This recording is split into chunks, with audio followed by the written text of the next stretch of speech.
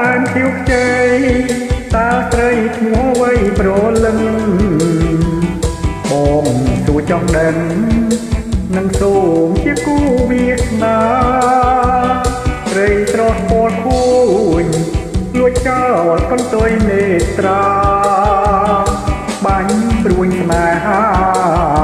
ចំអោរាខ្ញុំ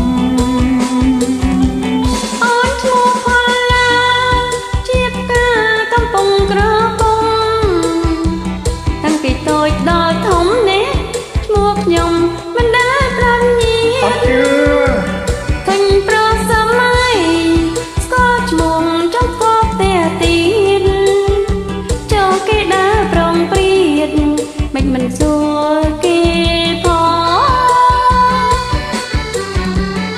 ត្រអានផល្លា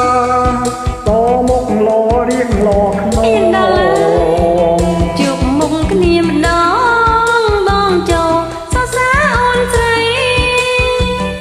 ត្រឡាញ់បងទៅបងជាមេស្រុកភូមិថ្មីមេស្រុកកូនបីប្រពន្ធកាចណាស់អត់កាចទេអូន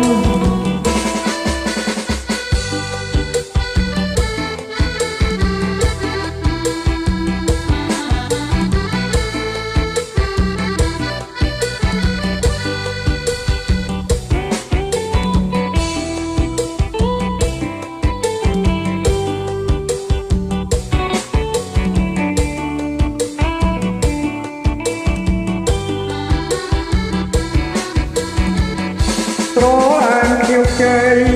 តើត្រីឈ្មោះអ្វីប្រលឹងបងសួរចង់ដឹងនឹងសូមជាគូវាសនាត្រូវស្រស់ពោលគួយលួចចោលកន្ទុយនេត្រាបាញ់ព្រួញស្នេហា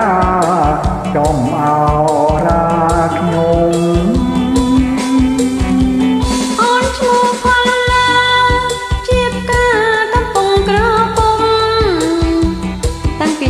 ដល់ធំនេះឈ្មោះខ្ញុំមិនដែលប្រាប់ញៀនអត់ជឿឃើញប្រសម័យស្គាល់ឈ្មោះចំស្គាល់ផ្ទះទៀតចូលគេដើរប្រងព្រៀតមិនសួរគេផងត្រអានផល្លាលមុខលរៀងលខ្នង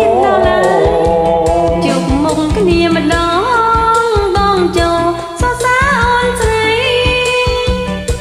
ស្រឡាញ់បងទៅបងជាមេស្រុកភូមិថ្មី